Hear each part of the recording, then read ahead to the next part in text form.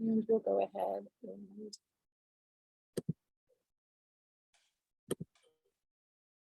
share our screen.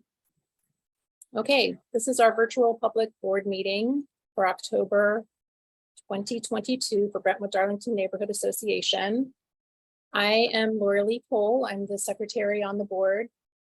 Thank you for being here. This is not my normal role, so bear with me if we have any technical issues, which we will probably have some technical issues at some point, but we will work through them. I'm really excited for tonight's meeting. We've had a couple of months off and we're gonna try to jump right back in strong and get our board up and running again.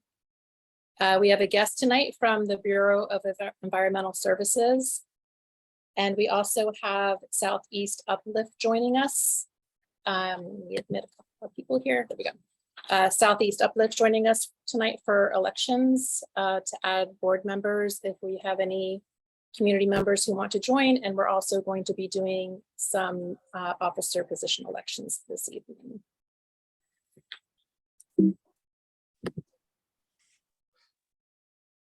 Let's see here. We use Zoom as our platform. We're all virtual right now. Hopefully sometime in the near future that's going to change, but for right now we're going to keep it virtual with Zoom. We like to put this slide up just to remind everybody to respect others when they're talking and listen to understand, share ideas, use I statements, one speaker at a time, disagree without being disagreeable, critique ideas, not people. If you tend to speak a lot, try listening more, but we do like people to speak, so feel free to speak. If you tend to sit back and listen, consider speaking up more, keep discussions focused on relevant topics, and honor the time limits of the agenda. We're going to start with introductions. Let's admit a couple more people. It kind of just jumps up on my screen, so I hope I haven't missed anybody in the waiting room. We like to give introductions at the beginning of our meetings. I will start. Again, I'm Laura Lee Cole. I am the secretary on the Brentwood-Darlington somebody else neighborhood association. I have lived in Brentwood-Darlington for about 10 years now. I've been on the board for about 2 years. I go by she, her pronouns, and I learned about BDNA from walking by the community center by Brentwood Park. I'm going to go ahead and go down my list. This is the way our previous chair, Chelsea, used to do it by the list of everybody on the side here. It looks like Pam, you're next on the list. Hello, everyone. I'm Pam Hodge, she, her pronouns, and I was actually born in Brentwood-Darlington and then came back in 2012 to care for my mom. And I've been on the board for about 5 years. I'm currently a member at large, so not my first meeting, and not quite sure how I heard about Brentwood-Darlington Neighborhood Association, but I had been involved in other neighborhood associations before I returned to Brentwood-Darlington, and I guess that's it for now.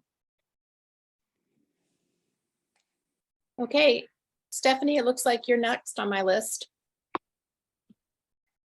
Okay, my name is Stephanie Frederick. I am not currently on the board, but I was on the board for 5 years. For 3 of those years, roughly, I was land use chair. I've lived in Brentwood-Darlington for 5 years and 5.5 now. And I learned about the neighborhood association where I lived previously. And it was one of the reasons that I wanted to move to Portland. Not specifically this neighborhood association, but the whole system was what I had learned about. When I moved here, I joined immediately, even before I had finished fully moving into my house. And I am here tonight because I would like to rejoin the board and, if possible, become an officer on the board.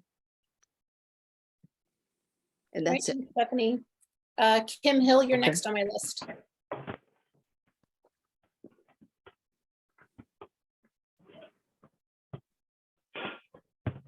Good evening, everyone. Kim Hill, she, her pronouns. I've lived in the Brentwood-Darlington neighborhood for about 5 years. This is not my first meeting. I heard about the BDNA, Brentwood-Darlington Neighborhood Association, when I reached out to inquire about development, and it morphed into the Soak It Week project. I've been honored to work with Laura Lee Cole on that and the rest of the board. And there you go. That's me. Thanks, Kim. We have Kim DeLeo next. Hi, good evening, everybody. Kim DeLeo, she, her pronouns. I've lived in Brentwood-Darlington for 7 years, and I've been on the board for about a year, a little over a year. And I sought out BDNA through Google and also Facebook to try to become more active in helping the community. Initially, I have concerns, still do, regarding the speeding. I'm on Duke and roughly in between 52nd and 72nd. But nice to see everybody. Thanks, Kim. Okay, it looks like Mo Ham is next on my list. Great. Hi, everyone. Can you all hear me? Yep. Great.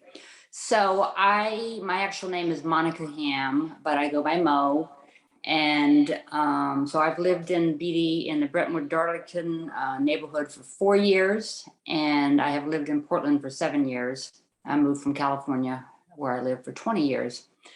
I believe I saw an email or something from Stephanie 4 years ago, seeking interest in the neighborhood association, and that's how I first found out about it.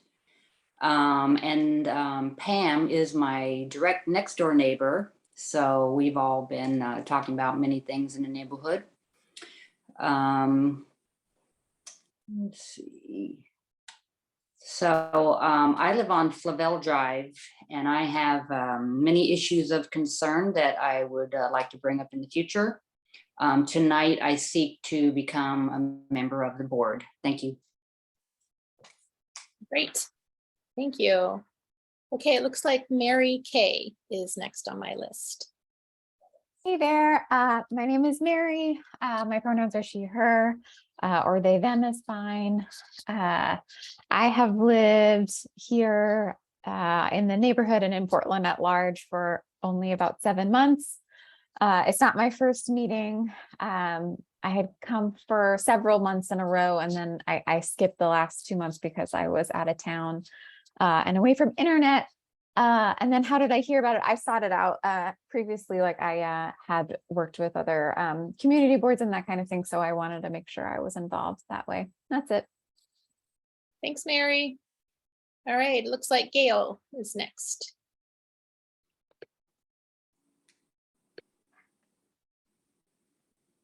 It sounds like you're muted, but I saw that you unmuted yourself, so I'm not sure why.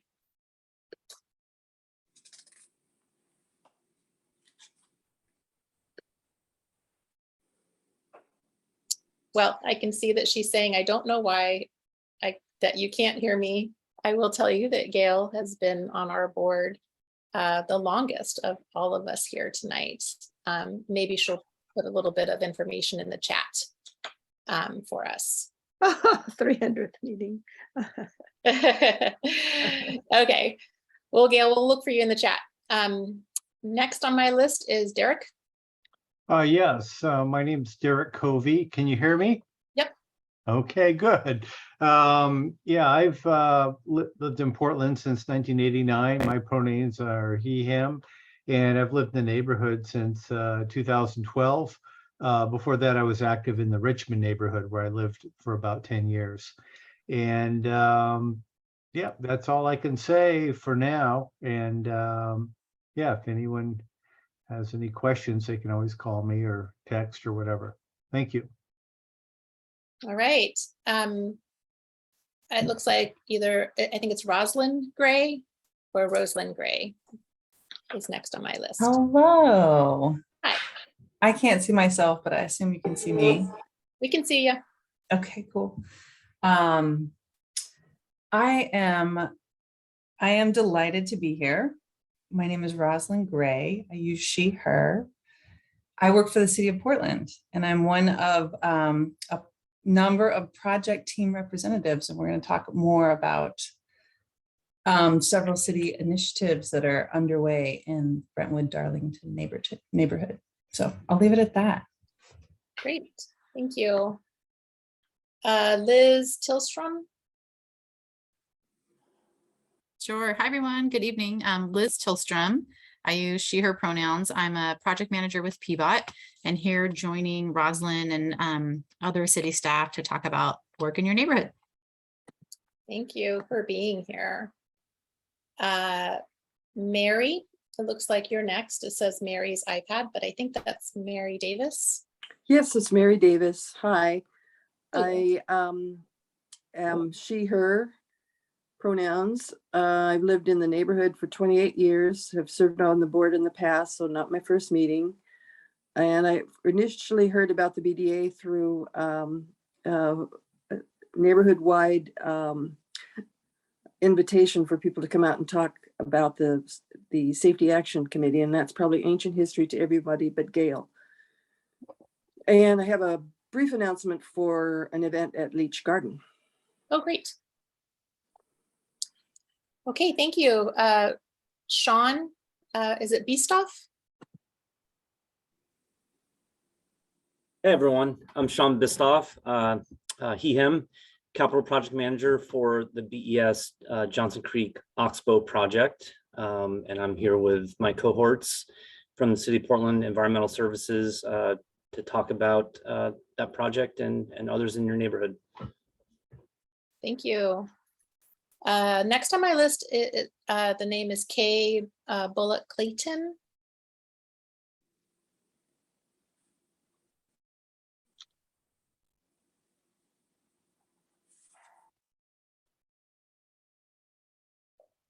I'm not sure if the sound is working very well for this participant. If you want to.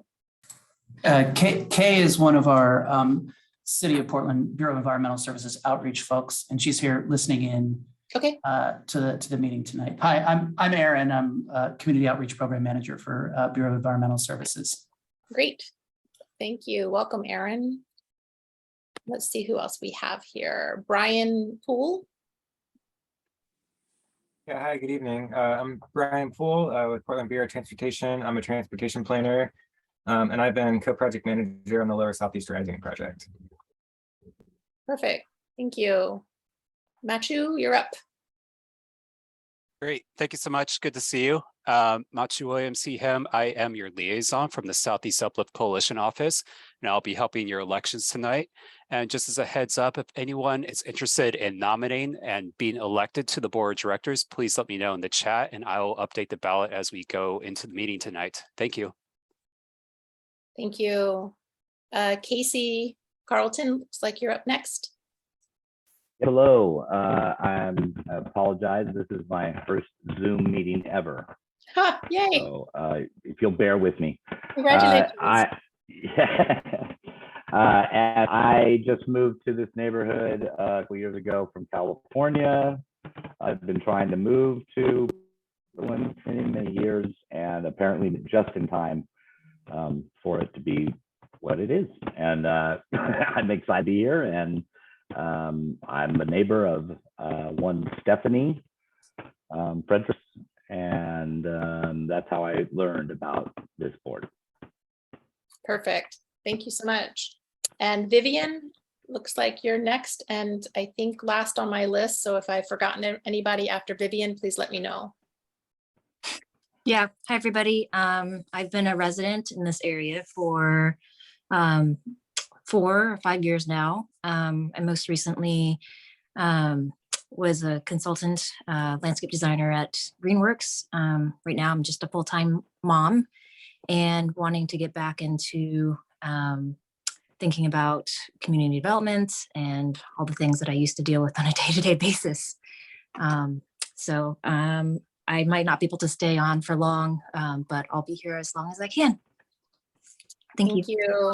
And you can't say I'm just a full stay-at-home mom because, yeah, I did that for many years and busiest job I ever had. Okay, so we're gonna go ahead and continue with our agenda. Let's see here. We have a couple of changes to the agenda tonight. I do have an update for the Sparrowhawk native plant sale, but I'm gonna shift that down to the second half of the meeting. I am gonna read a statement from Chelsea, who was not able to be here tonight. We also, we were gonna have approved minutes with the secretary, but I need to do a little bit of adjustment to the minutes, so we're gonna go ahead and pass on that. We did have some questions about the treasurer's report, and instead of trying to frantically go through email, I think we're gonna go ahead and pull that off the agenda for tonight and go over all of this stuff during our November meeting. So, so next up then we have our special guest, Capital Project Manager, City of Portland Bureau of Environmental Services, Sean Bistoff, to talk about the Franz Bakery site. I am going to give you permission to share. This, by the way, is my first time hosting a Zoom meeting, so you guys will have to bear with me this as well. Okay, I'm gonna stop my share and let me know if you can pick it up. Okay, Aaron, Hey, Sean, you want me to? I'll share it.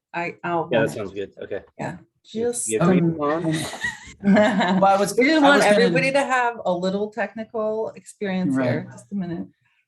We were going to do introductions, but I think we ended up doing them already. So we'll skip the preamble and just jump right to the presentation, so we have some time at the end to talk about your questions. I do want to mention, if you're interested in staying up to date on this project, you can sign up for project updates on the project website. You can sign up for this project or any of our construction projects, environmental services construction projects. So just Google Johnson Creek Oxbow project and you can see the latest there. And if you scroll down to the bottom, there's a place where you can click the link and you can sign up for our regular email updates. So with that, let's get started.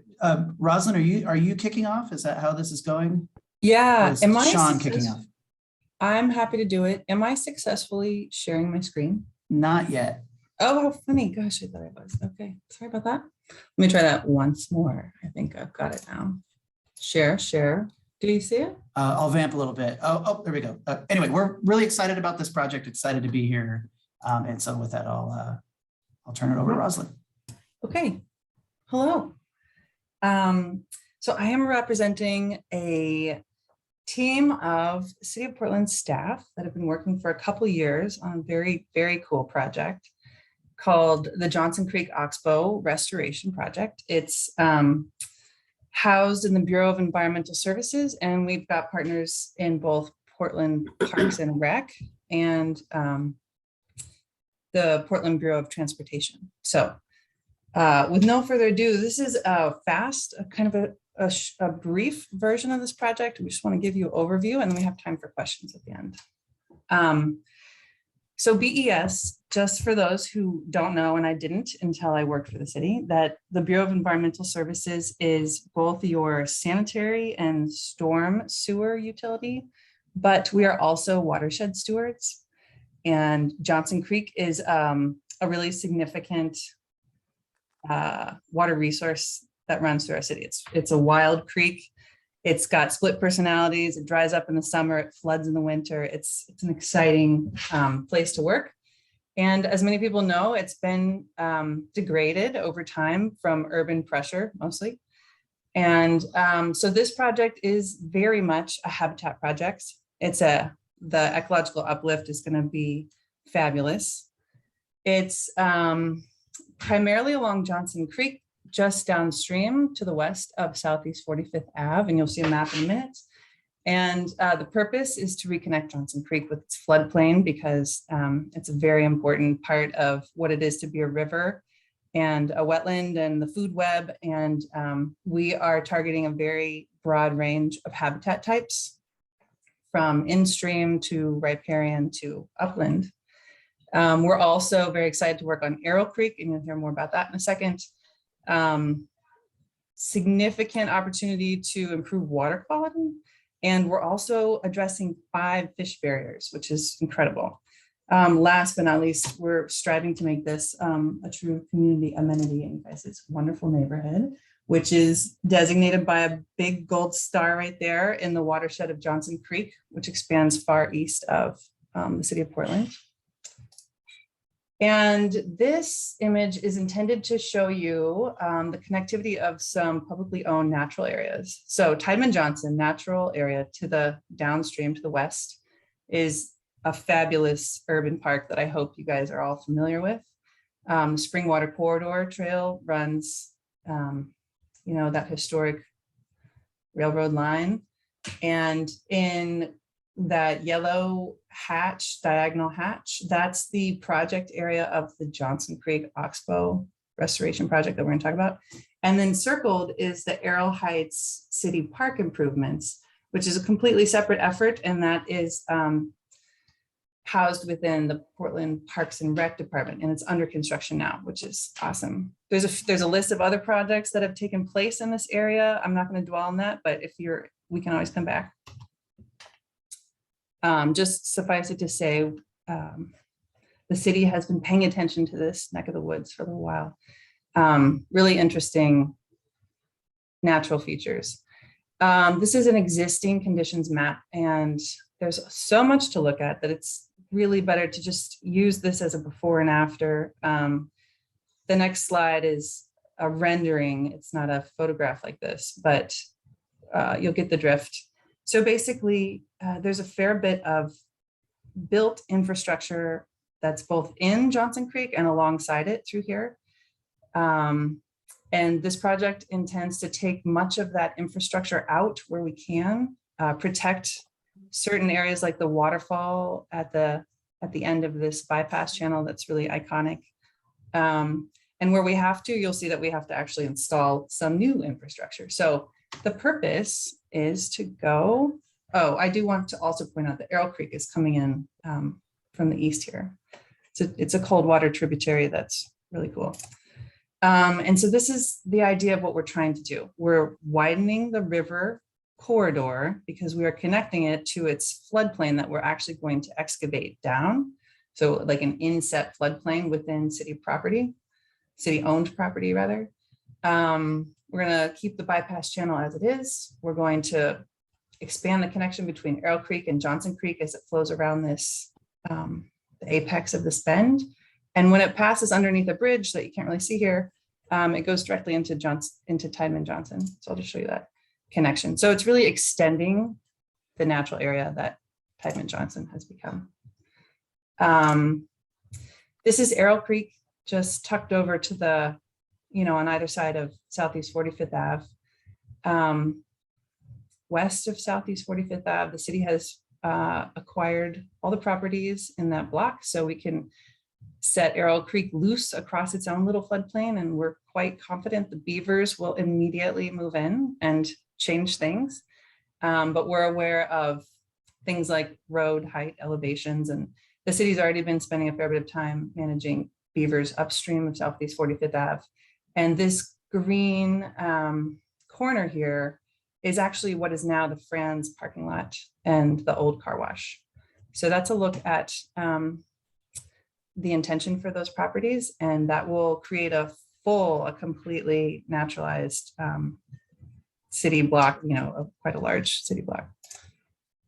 I'm going to skip over this for now. It's sort of explaining what we're after from an ecological standpoint, but the real gist there is that the creek is going to flow through more than one channel over time, and there will be wood loading and there will be successional vegetation.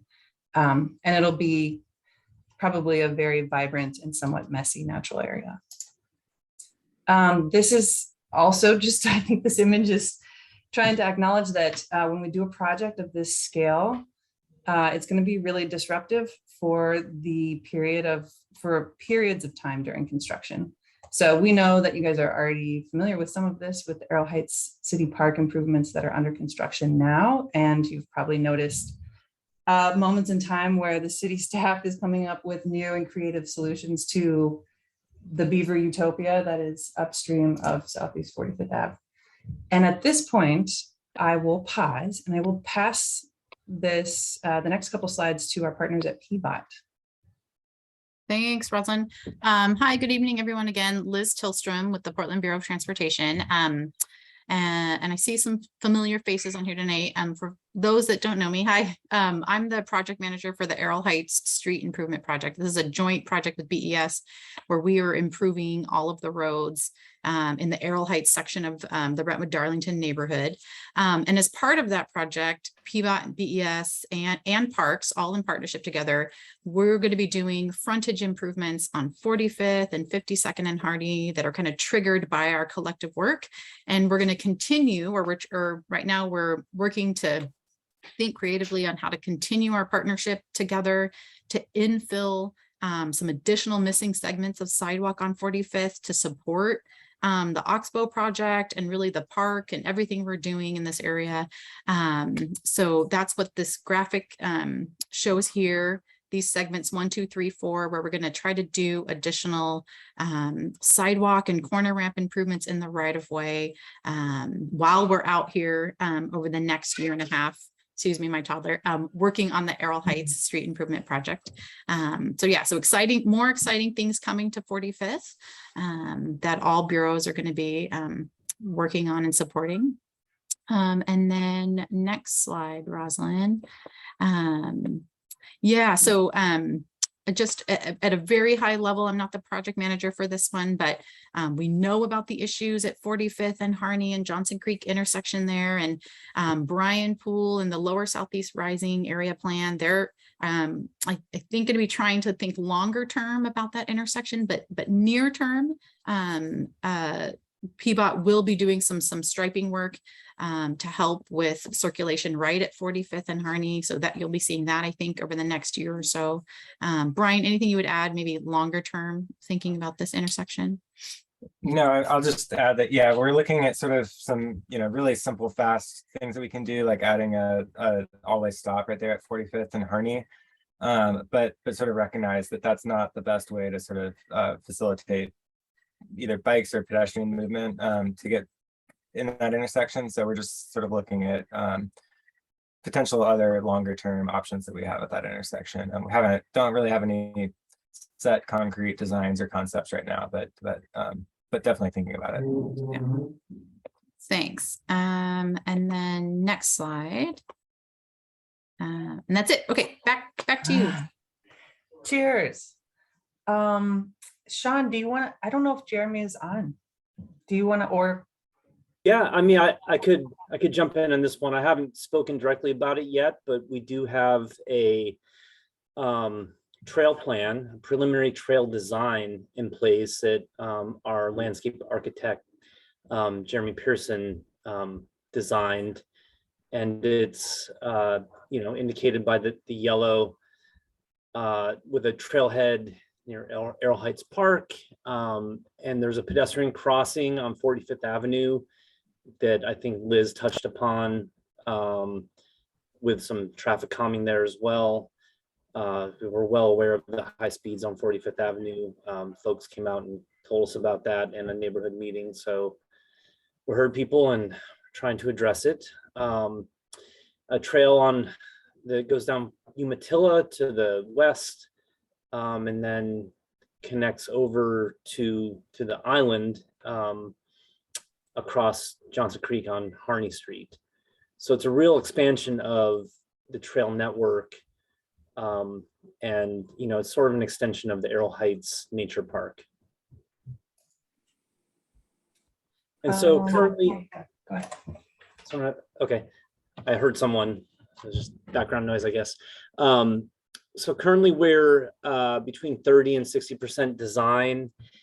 It's been a major effort to design a big multifaceted project like this. We are coordinating, as mentioned, with PBOT and with Portland Parks and even TriMet on the 45th Avenue improvements. And then it says here construction scheduled to begin 2024 or 2025. It is looking more likely that it's 2025 because we have other major projects in Johnson Creek that are looking like they'll land in 2024. And I think just in terms of resources and staffing and so forth, it makes a lot more sense for 2025 because this project will require a lot of our attention and bandwidth. Yeah, and with that, any questions?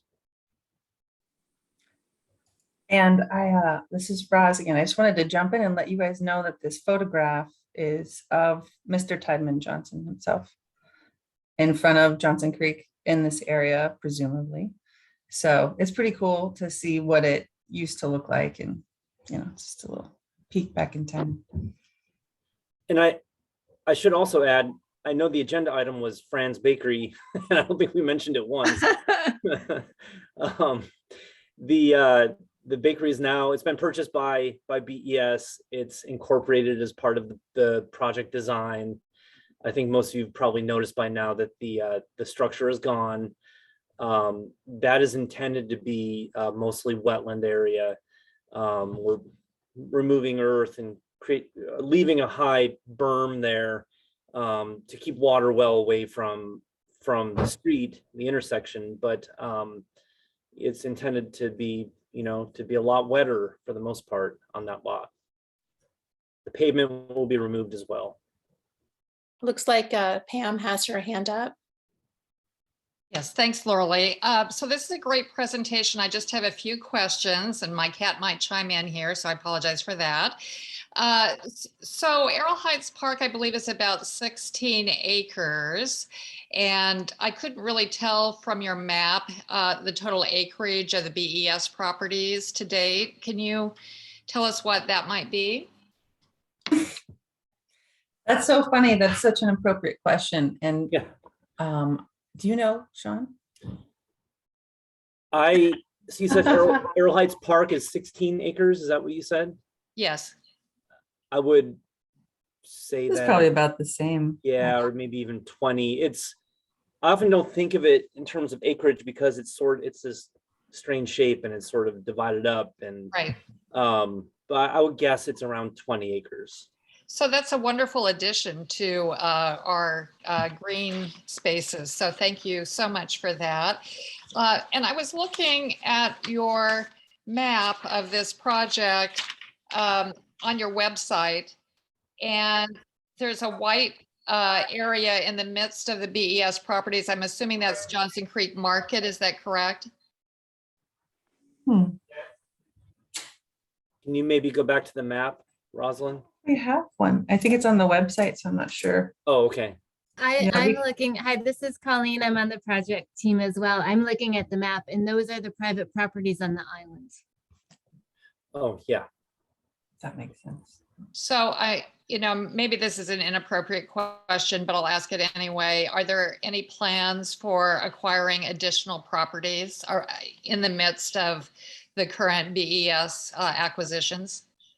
If somebody came forward and identified themselves as a willing seller, we would seriously consider it. But as it stands right now, the owners of the three properties on the island have said that they're not interested in selling to the city, and that's how it stands right now. Very good.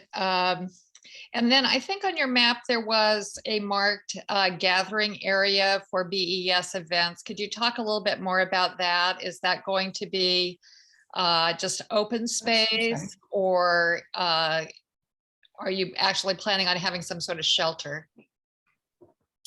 You want me to address that, Sean? Yeah, sure. That is mostly for our educators. So our educators love to have creek access so the kids can go down and take water quality samples. And this is a great space for that. So we have no planned structures. It is just simply access, and it'd be nice to have a bus be able to drive in and through. Yeah.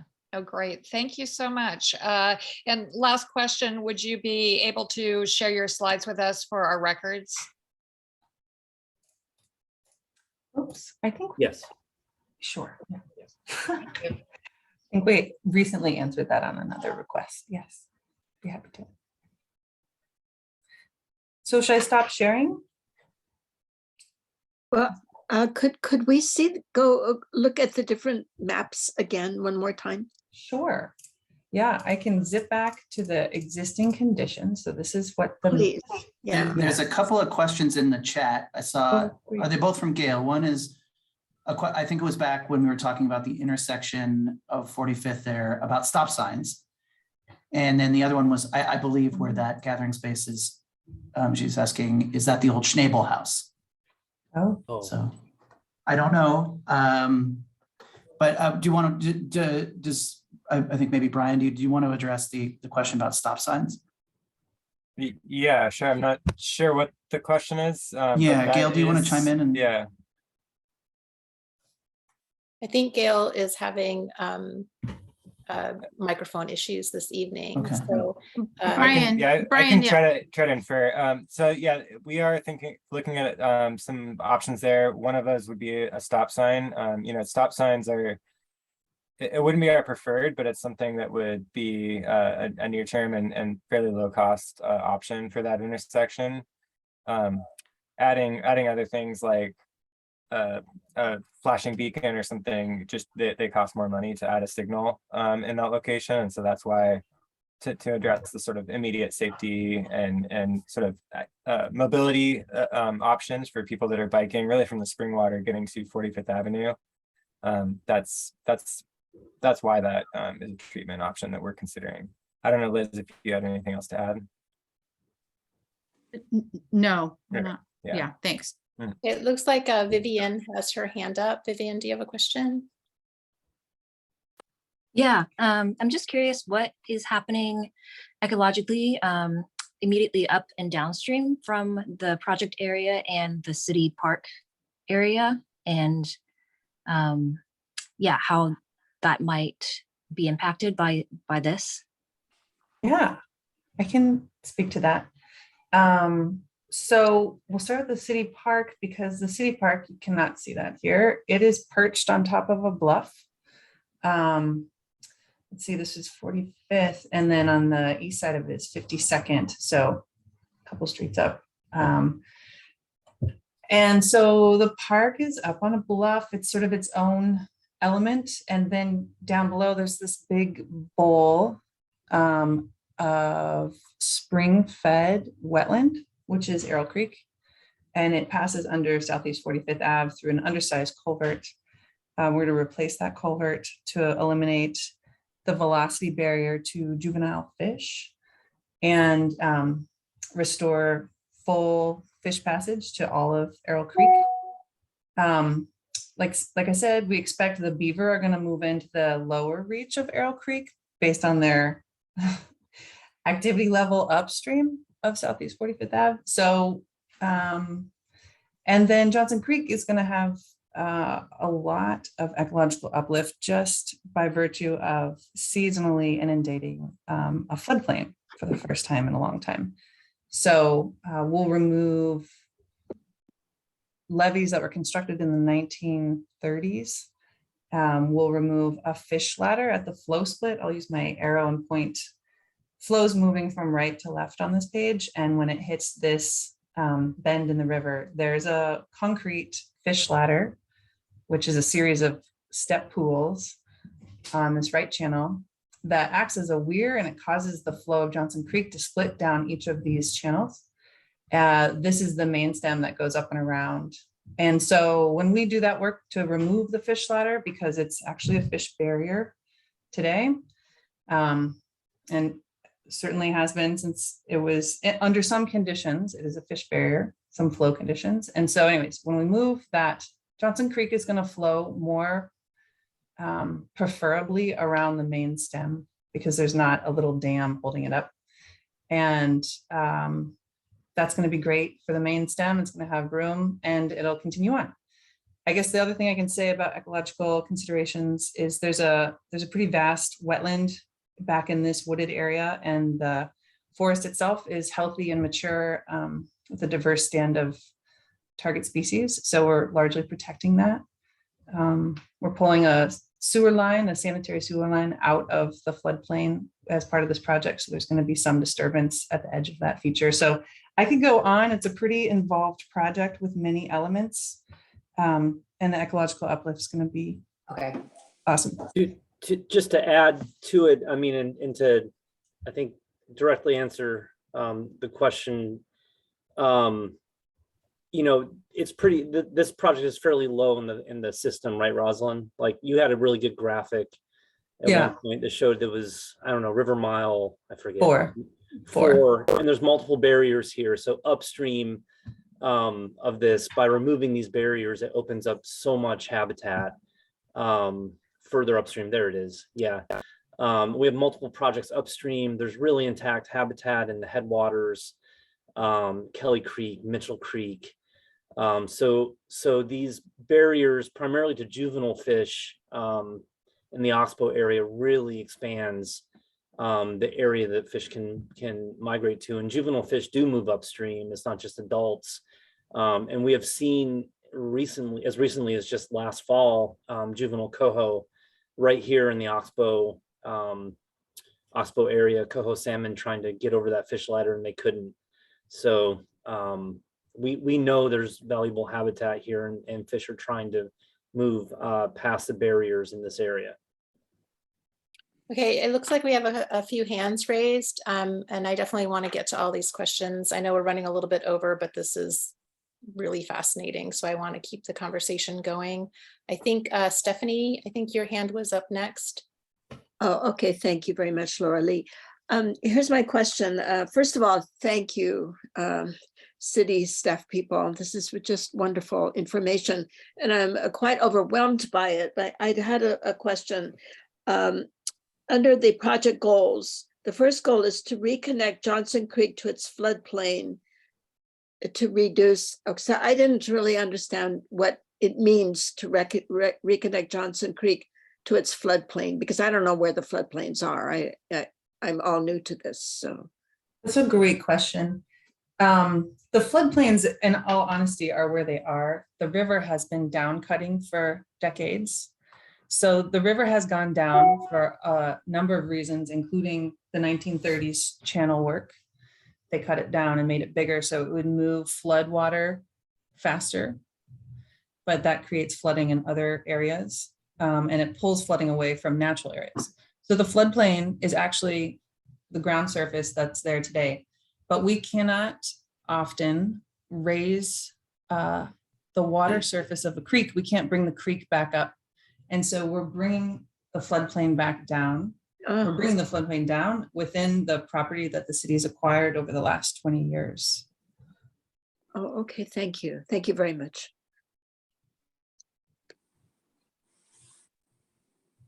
All right, we have two more questions. I'm not sure who had their hand up first, Mary or Mo. Let's go ahead and start with Mary, if that's okay. Yeah, works for me.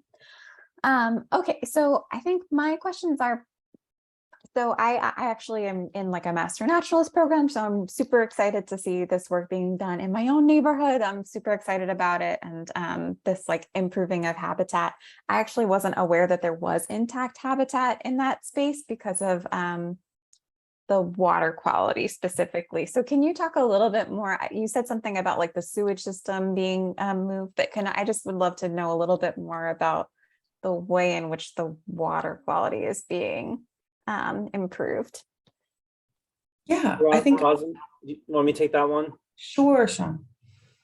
So there is a stormwater outfall in the Johnson Creek Oxbow project area. It's really large. It's a 60-inch, I believe, diameter outfall. It's a pipe that discharges directly to the creek. If you can see, I don't know who, there's racing cursors on my screen here. I don't know which one you can see, but that right there, that's where the outfall is.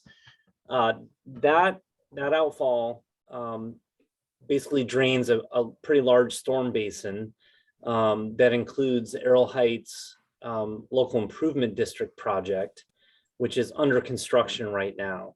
That's on the upper right corner of your screen is the Errol Heights neighborhood. And I would imagine many of you are familiar with this.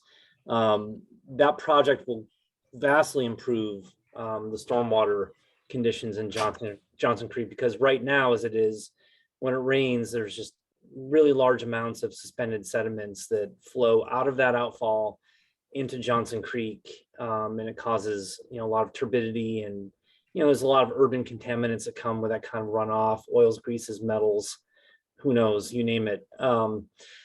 To the south, at the south end of 45th Avenue, there's that industrial area that also includes Precision Cast Parts.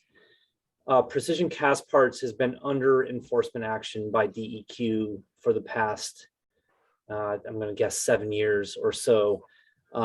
They were required to install a very sophisticated mechanical treatment system of their stormwater. You can see it. It's on the lower right. There's cars parked right up against it, even further to the right. Yep, right. Yeah, that's their mechanized treatment system. They have a consultant that runs that thing constantly. It treats their stormwater effluent into that pipe, which eventually leads to Johnson Creek. They have a legacy of contaminants in Johnson Creek. I mean, just to be blunt. Right now, once the Arrow Heights project is in place, and considering Precision Cast Parts has that system installed, and they were required to clean the storm line between their facility and the outfall, this basin is as good as it's ever been, and probably will ever be. It's really a vast transformation compared to how it was 7 years ago. I will say there's other considerations with DEQ and legacy and contaminants in the creek, and there may be some cleanup efforts that involve them, removal of sediments. We're working with them, but we'll leave a clean project in place. So there's always, in terms of water quality, there's always other upstream contributors to this project. We can't control everything, but with just the larger city stormwater context in consideration, with implementation of the stormwater manual and other projects upstream, the water quality has been improving. Okay, perfect. We have one more last question from Mo. Thank you for all of that information you just gave. I have another question on where the actual Franz Bakery and the soon to be removed pavement. Are there any plans to put any other kind of structure or shelter or gathering for community, for citizens? Or is it intended that that area will eventually flood and that something won't be put there? I can speak to that. Sure. The concept now, the intent is to have a width of earthen berm, of earthen embankment along both Southeast 45th Ave and Harney, such that large shading trees can be planted along that corner, in particular so that it can shade from the south, this ponded area. So I would expect, and actually Liz, who's on the line, she's part of the sidewalk infill effort, and they're in the parks. Actually, the Parks Project too is part of this. There will be a sidewalk, a new sidewalk that runs the length of 45th Ave in this image, and also all of Harney in this image, I believe. So there's going to be a sidewalk. There's going to be a short, a narrow, rather forested corner, and then the rest is intended to likely be inundated by beaver periodically. Okay, well, thank you. So this is amazing. It's a lot of information for us to digest and ponder, but this is just fantastic, I think. And hopefully everybody that's at the meeting and everybody that watches this afterwards will be able to come up with questions and be able to reach out to you with any further questions. And we would definitely love a copy of your slides and to hear back from you again as this project continues on. Well, thanks for having us. Yeah. Again, sign up Thank you. on the project website for email updates. There's also contact information for outreach staff that you can reach directly on the project webpage. You can email me. My name is Aaron Abrams. I'll put it in the chat actually, if you want to email me any questions. And more soon, you'll be getting updates as we get further along in the design process. And then as we get closer and closer to construction, you'll be hearing a lot more from us because that is obviously more impactful. But thank you so much for your time. And we're always open to more questions and suggestions. So please send them our way. Thank you so much. I wanted to ask the remaining members, we're going to have an election. We have a break coming up here soon. Matthew, do you think that we should wait until after the break to start our elections and we can do a quick update on some of our community announcements before the break?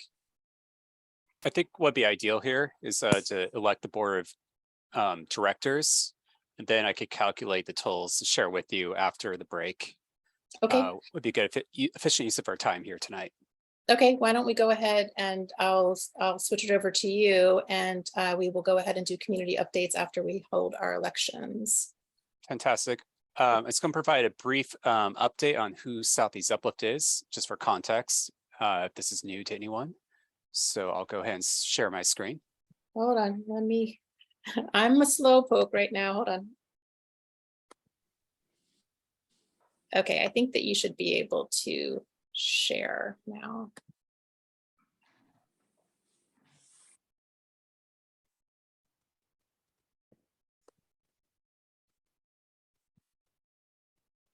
All right, are you seeing the chat, the full screen? Yes. Yes. I mean, like the preview and all that. We're seeing your functions? presenter view. Yeah. Okay, got it. Let me just share a different screen then. All right. So Southeast Uplift, we are your neighborhood district coalition office for the inner Southeast neighborhood. We work with the 20 neighborhood associations in the region or district, and our mission is to collaborate with the Southeast Portland community to build informed, inclusive, and participatory neighborhoods that support our social and ecological well-being. We've been an organization since 1968, and we are an independent nonprofit separate from the city who does some city works on their behalf. Matthew, I think that Kim Hill has a quick question for you. Kim, do you want to go ahead and ask your question? Do you want to maybe wait for the break and we can answer your question, Kim? Absolutely, that would work great. Thanks, Matthew. Right. Fantastic. So our board of directors, the people that provide oversight of the nonprofit, there's rooms for all 20 neighborhood associations seen on this map, including Brentwood-Darlington. We also have 2 business district associations on the board of directors and 7 nonprofit organizations, as well as 7 at-large directors.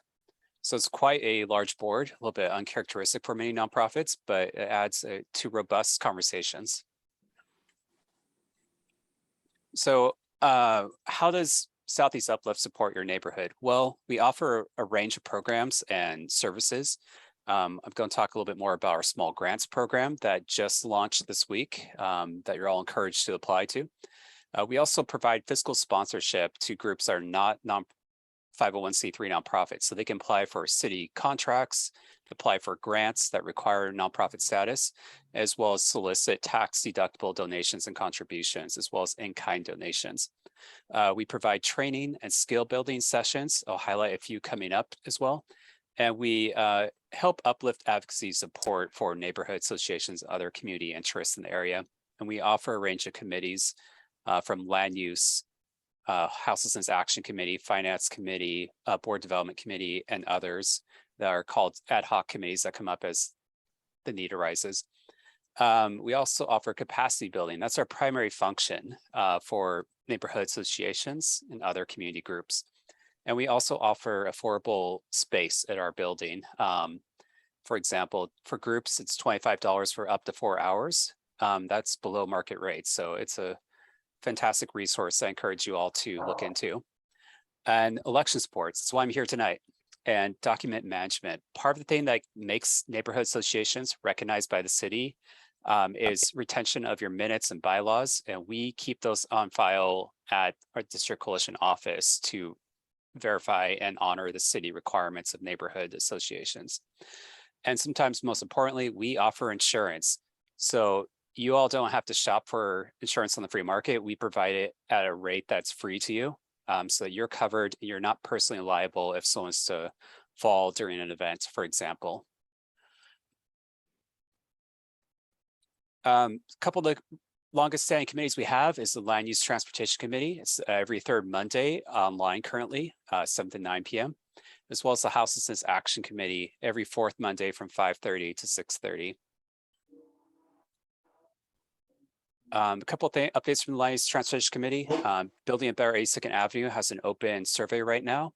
And so it's really important that everyone in the community provides their feedback on it. That survey closes October 31st. Portland.gov 82nd-Avenue to see it and fill out the survey. And then finally, TriMet released their Forward Together concept of transit throughout the area. That survey too closes October 31st. This will kind of help guide transit access through Brentwood-Darlington, as well as throughout the Tri-Cities, or Tri-Counties, I should say.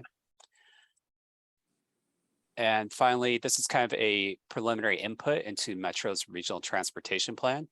That closes next week, October 17th. If you go oregonmetro.gov/RTP, you can provide some feedback and help guide the process going to the next year when they'll adopt the plan in 2023. Other things Southeast Uplift provides, we provide a monthly e-news. We provide a Hey Neighbor flyer exclusive to the neighborhood associations on timely updates and things specific to neighborhood associations. So the board of directors tonight should be signed up for that. And we also offer new train updates. Finally, the grants program launched this week. Applications close November 22nd. So if you have a small community project idea, this is a great way to activate it and get seed funding. We offer 2 programs, Community Small Grants, as well as Idea Communications Grant Program to do targeted outreach and diversification of your board or other outreach efforts. Go to southeastuplift.org/grants to learn more. And finally, follow us online, southeastuplift.org, or on Facebook at se.uplift and Instagram at se.uplift. All right, thanks for that brief introduction. I just want to point that out because we are a separate group from you all, so you are always welcome to conduct your business in the way you see best fit. In the same fashion, Southeast Uplift is its own independent organization. With that said, let me walk you through the ballot tonight so we can get your election underway.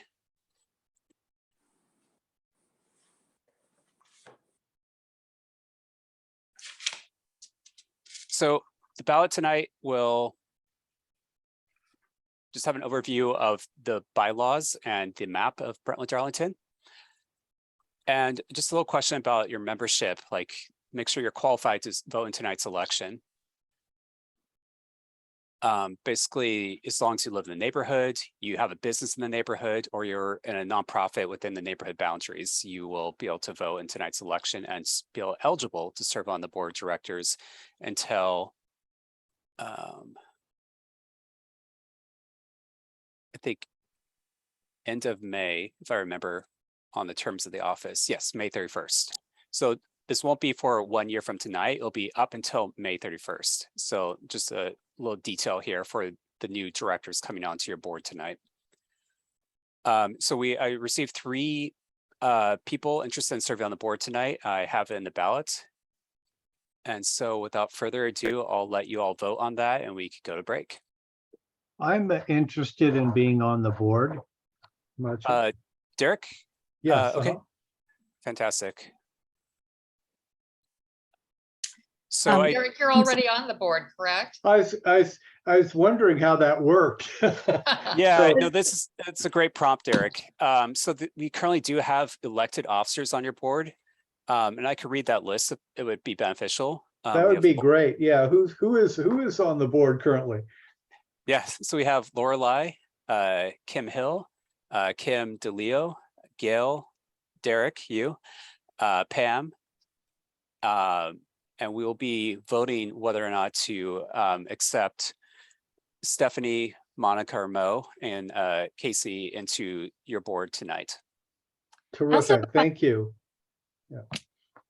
I am curious about how much time would be required to be on the board and when the meetings usually typically happen. Lorelei or Pam, do you want to answer that question? I can go ahead. It's actually Laura Lee, but that's okay. Laura Lee, thank you. It's spelled Lorelei. So we hold meetings once a month. It's the first Thursday of every month. I'm looking at Gail. Keep shaking your head and let me know if I'm giving the correct information. Right now it's from 7 to 9 p.m. We have had a discussion on switching that to 6:30 to 8 or 6:30 to 8:30, but we're gonna figure that out on another day. As far as your commitment, I'm not sure if there's an actual stated amount, but it's at your discretion. We would love people to join in as much as they want. We do like for board members to participate in at least one activity a year, volunteer to help maybe an officer who's overseeing an activity, or Gail help her with movies in the park or music in the park. So yeah, we do expect the board members to attend. I think it's 10 meetings a year, and we do take 1 month off in December. Pam, if you have anything to add, please do. No, Lorelei, that's correct. And there is no provision in our bylaws specifying a minimum number of hours of service for board members. Okay, thank you. With that, I will attempt to throw my name into the hat as well. Yeah, you get to vote on really cool stuff, so. Okay. Sounds good. And Matthew, how do we reach that form to vote? Are you going to put a link up? Is that how it works? Well, I just make sure Vivian is in that ballot, and then I will share it out with you all.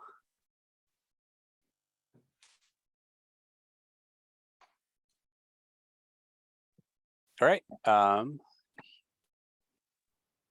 Machu, quick Yes. question, Kim Hill, sorry. Gail, was she included on the list for being on the board? Yes, she is a Okay. current at-large board director for Brentwood-Darlington Neighborhood Association. Ah, gotcha. Thank you. Is everyone accessing the ballot successfully or without issues? I am not.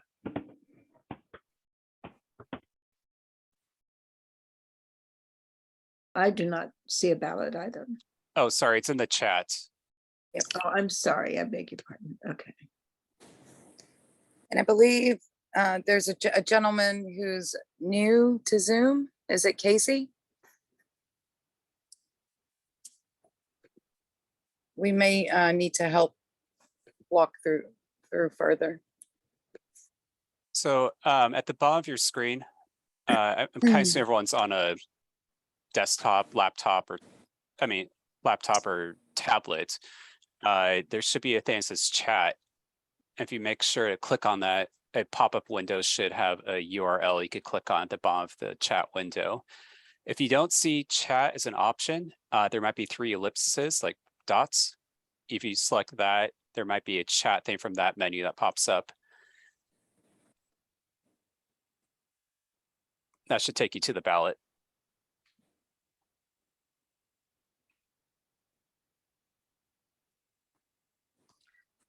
Quick question. Machu, how would we get approved for living outside of the boundaries? Great question. If you live outside the boundaries of Brentwood-Darlington and don't otherwise work for a business within it or a nonprofit that does business or operates within the space, the current board of directors for Brentwood-Darlington would have to unanimously vote your approval to be eligible for a board of directors. Would that be the case here? Yeah, I'm just on the Woodstock side of Duke. I'm 57th and Duke. I would, would defer to Brentwood-Darlington to determine how to move forward here. They could, if I might suggest, maybe after the election, if let's say you're nominated and selected, they could verify that your eligibility through a board vote. Gotcha. Okay. So Machu, if I just might add here, the bylaws provision states that someone who lives outside of our boundaries is eligible to join if they have a demonstrable interest in promoting the purpose of the Brentwood-Darlington Neighborhood Association, which is broadly defined as increasing the livability of Brentwood-Darlington.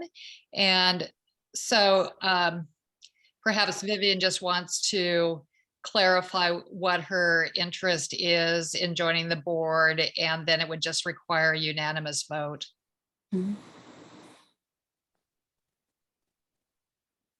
Yeah, so being just on the other side of Duke, I often find myself gravitating towards Brentwood-Darlington, especially the park more. And I have a 7-month-old baby who I stroll around in all directions. And it's actually easier for me to go south and east.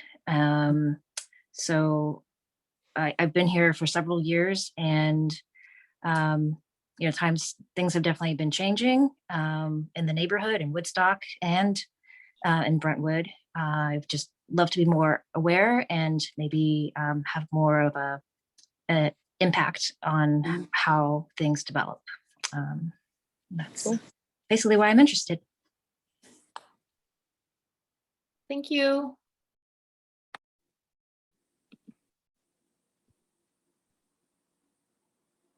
So I have 11 responses. I'm not voting as I'm not a member of your neighborhood. And I see one of the participants tonight is a duplicity. It seems like there's 2 devices registered to 1 name. So I think everyone who is eligible to vote has voted tonight, and I could share the results.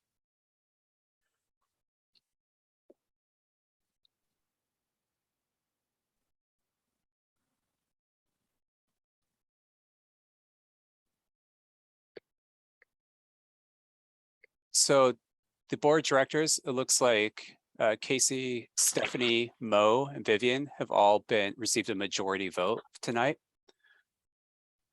And congratulations, you are now on the board of directors for Brentwood-Darlington Neighborhood Associations. So that concludes that part of the vote, and I can move ahead with setting up the board officer election form for the seated directors. I'm sorry for interrupting, but since Vivian lives outside the boundaries, it does require a unanimous vote, not just a majority. Do we have a unanimous vote for her?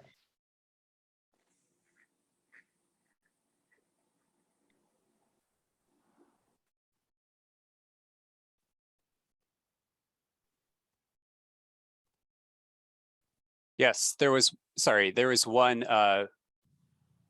person said that they weren't certified that they were a member of Brentwood-Darlington and that had blanks, but all the other people that did certify that they are a member of Brentwood-Darlington selected Vivian, so that is unanimous. Yay. All right. Thank you. I want to make sure she's official. Yeah, absolutely. Thank you. And Machu, is it gonna take you a few minutes to get the form together? Should we break for 5 minutes while you do that, or should we hang out? We could do it right now. I only have a question if Vivian, if you are interested in running for a board officer position.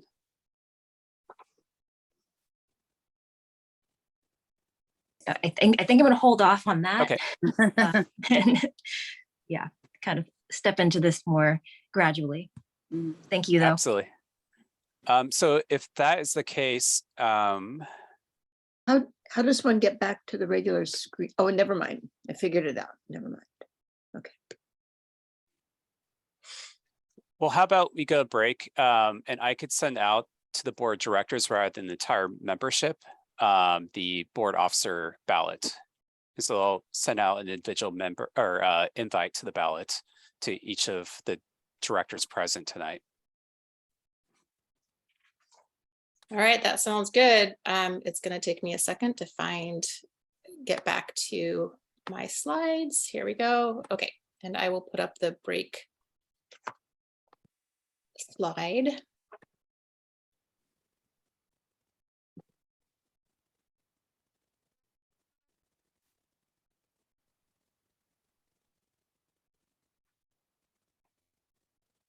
Okay, we are going to go for a 5-minute break, everyone, and I will stop the recording during the break. We will come back at how about 8:16. We'll see you soon. Okay.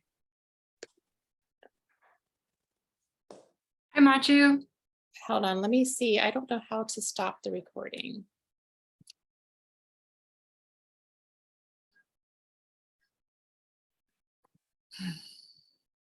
Let me try one more thing.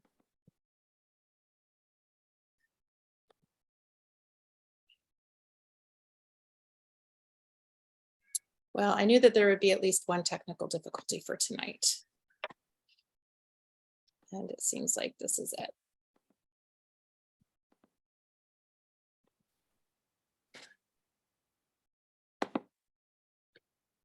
Okay. Oh, you have to stop sharing the screen. Okay, here we go.